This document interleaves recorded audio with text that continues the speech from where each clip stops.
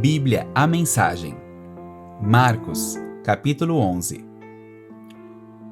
Quando se aproximaram de Jerusalém, à altura de Betfagé e Betânia, perto do Monte das Oliveiras, Jesus enviou 2 discípulos com estas instruções: vão à aldeia que está adiante. Ali encontrarão um jumentinho amarrado.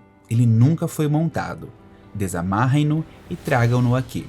Se alguém perguntar o que vocês estão fazendo, digam: o Senhor precisa dele, mas vai devolvê-lo. Eles foram e encontraram um jumentinho numa rua amarrado a um portão. Eles o desamarraram, mas alguns dos que estavam ali perguntavam: por que estão desamarrando o jumentinho?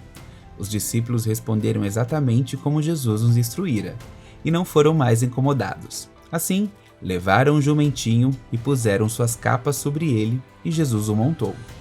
Muitos estendiam seus mantos pela estrada, dando a Jesus uma recepção de rei. Alguns lançavam seus mantos na rua, outros espalhavam ramos que haviam cortado nos campos. Havia muita gente por todo lado gritando: Hosana! Bendito é o que vem em nome de Deus! Bendito o reino do nosso pai Davi que está chegando! Hosana nos altos céus! Ele entrou em Jerusalém e foi para o templo. Parou ali para observar o movimento, mas como era tarde, voltou para Betânia com os 12. No dia seguinte, depois que saíram de Betânia, ele sentiu fome. No caminho, avistou uma frondosa figueira. Aproximou-se dela para encontrar figos, mas não achou nada além de folhas. Não era época de figos. Ele disse à árvore: nunca mais alguém comerá dos seus frutos. E os discípulos ouviram. Chegando a Jerusalém, entraram no templo e Jesus começou a expulsar todos os que faziam comércio ali. Ele derrubou as mesas dos agiotas e as bancas dos vendedores de pombas. Também não permitiu que ninguém mais passasse carregando cestos pelo recinto sagrado. Ele explicou suas ações com o seguinte texto: minha casa foi designada casa de oração para as nações, mas vocês a transformaram em ponto de encontro de ladrões.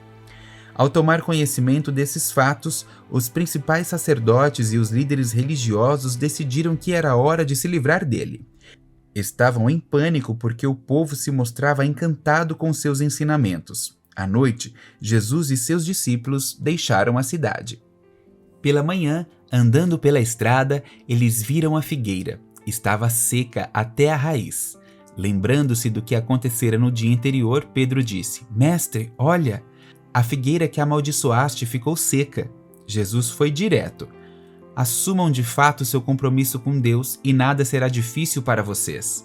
Aquela montanha, por exemplo, basta ordenar sem dúvida ou hesitação: pule no mar, e ela obedecerá. Absolutamente tudo, do pedido menor ao maior que vocês incluírem na oração, será atendido se vocês de fato confiarem em Deus. E quando orarem, lembre-se de que não se trata apenas de pedir.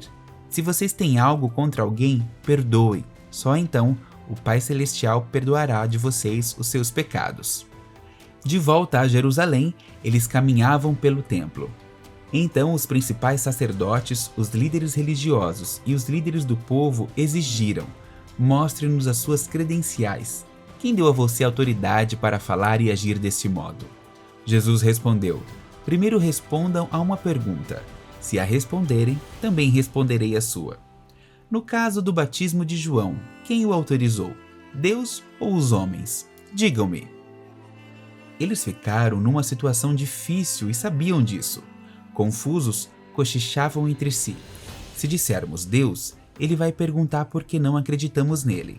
Se dissermos os homens, estamos em apuros porque o povo tinha João na conta de profeta.